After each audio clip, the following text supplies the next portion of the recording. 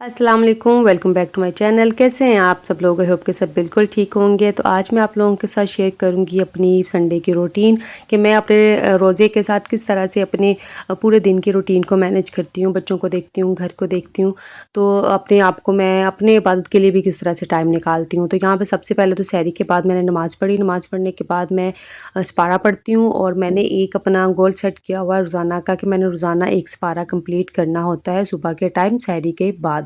तो यहाँ पे सहरी के बाद मैं पूरा माशाल्लाह से एक सपारा अपना कंप्लीट करती हूँ। उसके बाद मैं अपनी तस्बीह करती हूँ, उस पे अपना ज़िक्र करती हूँ और उसके बाद मैं अपने बाकी दिन भर के जो रूटीन के काम होते हैं उनको देखती हूँ। अगर आज संडे है तो अगर आम रूटीन का दिन देखें तो मैं उसके बाद जो है बच्चों को स्कूल भेजती हूँ। स्कूल भेजने के बाद मैं लाज़मी 2 घंटे के लिए जो है ना वो मैं सो जाती हूँ 10 बजे से लेके 12 बजे तक, और बच्चों को स्कूल भेजने के बाद मैं बर्तन वगैरह वॉश करने के बाद सो जाती हूँ।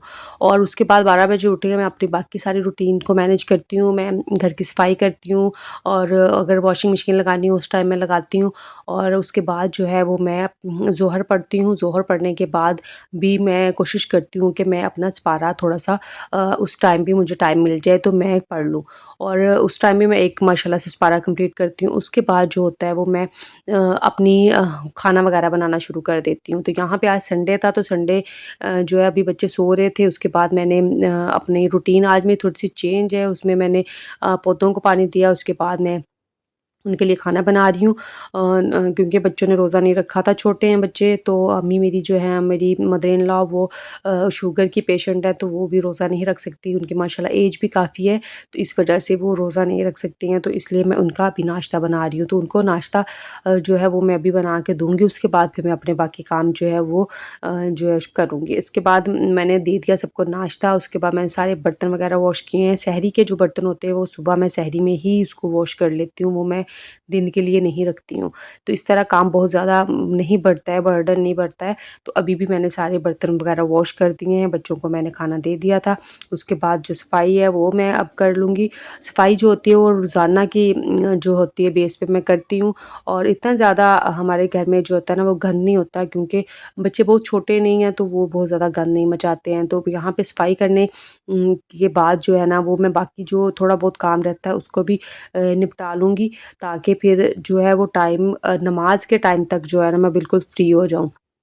तो आज संडे है, बच्चे घर पे हैं, तो मेरी बेटी कह रही थी कि मुझे बालों में एलोवेरा लगा दें, तो यहाँ पे मैं उसके बालों में एलोवेरा लगा रही हूँ। उसके बाल जो है ना वो बहुत पतले थे, बहुत कम बाल थे, तो अभी जो है ना वो टाइम के साथ-साथ उसके बाल माशाल्लाह से ठीक होना स्टार्ट हो गए। और मैंने एक इसके लिए ऑयल भी बनाया है, वो भी मैं इसके बालों में लगाती हूँ। तो कभी ये एलोवेरा को ऑयल के साथ मिक्स करके भी लगा देती हूँ, कभी मैं इस तरह डायरेक्ट भी लगा देती हूँ, और 1-2 दिन छोड़ के मैं ऑयलिंग भी कर देती हूँ बालों में। तो यहाँ पे ये जो मैंने इसी तरह एलोवेरा लगाया, और ये फ्रेश एलोवेरा है मेरे पास, काफ़ी सारे इसके पौधे लगे हुए हैं, तो वहाँ से मैंने इसको लगाई है और उससे इसके बालों को काफ़ी फ़र्क पड़ा है, अच्छे हो गए हैं काफ़ी बाल। तो यहाँ पे अच्छे तरीके से इसको इस तरह से ना स्किन के ऊपर लगाना है, बालों के स्कैल्प पे लगाना है, बालों में नहीं इसको लगाना। तो बालों में भी लगा सकते हैं लेकिन स्कैल्प पे लगाएँगे तो वहाँ पे ज़्यादा इसका असर होगा। तो ये मैंने अच्छे तरीके से इसके बालों में यहाँ पे लगा दी है, और उसके बाद जो है ना इसके अंदर आप हल्की सी कंघी फेर दें। तो यहाँ पे मैंने इसके लिए ना ये एक लकड़ी की कंघी रखी हुई है, उससे आपकी जो है ना वो जो स्कैल्प होती है ना उसके ऊपर बड़ा अच्छा असर पड़ता है इसकी कंघी करने से लकड़ी की। तो ये मैंने इसके बालों में हल्की-हल्की सी फेर दी है, उसके बाद इसको जो है वो 1 घंटे 2 घंटे के लिए छोड़ दूँगी, और उसके बाद वॉश कर देंगे हल्के से गर्म पानी के साथ। तो उसके बाद जो है वो मैंने वॉशिंग मशीन लगा ली थी, संडे है आज और कपड़े भी धोने थे। तो साथ में जो है वो मैंने कहा कि चले जल्दी-जल्दी से ये काम भी हो जाएगा, और यहाँ मैंने मशीन में कपड़े डाल दिए। कपड़े बहुत ज़्यादा नहीं थे, थोड़े से कपड़े हैं, लेकिन मैंने सोचा कि बहुत ज़्यादा जमा करने से बेहतर है कि रोज़े के साथ बंदा थोड़ा-थोड़ा काम करता रहे, ईज़िली काम हो जाता है और आप थकते भी नहीं हैं। तो यहाँ पे बस थोड़े से कपड़े रह गए थे, ये मैंने अभी निकाल लिए हैं ड्रायर से, और थोड़े से ड्रायर में हैं, और ड्रायर अभी चल रहा है, पानी मैंने इसमें ऑन कर दिया है, और जो है ये कपड़े अभी वॉश हो रहे हैं।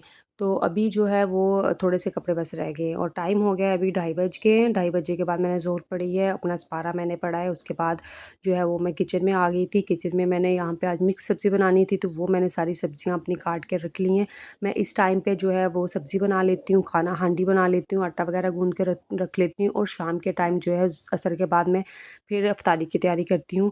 और क्योंकि मैं अकेली हूँ, मुझे सारा मैनेज करना होता है, तो मैंने इस तरह से अपना काम डिवाइड किया हुआ पार्ट्स में। मैं थोड़े-थोड़े पार्ट्स में करती रहती हूँ, तो मुझे ईज़ी रहता है। तो अभी मैंने ये सारी सब्ज़ियाँ बना के रख ली हैं। अभी मैं हांडी बना लूँगी, तो रोटी जो है वो आटा वगैरह गूँध लूँगी, तो मुझे ईज़ी हो जाएगा। शाम को सिर्फ़ मैं इफ्तारी का सामान बनाऊँगी और साथ में रोटी बना लूँगी। तो ये मेरी दिन की रूटीन है जो मैंने इस तरह से सेट की हुई है रोज़े के साथ। तो आप लोगों को कैसा लगा कमेंट में लाज़मी बताइएगा। अल्लाह हाफ़िज़।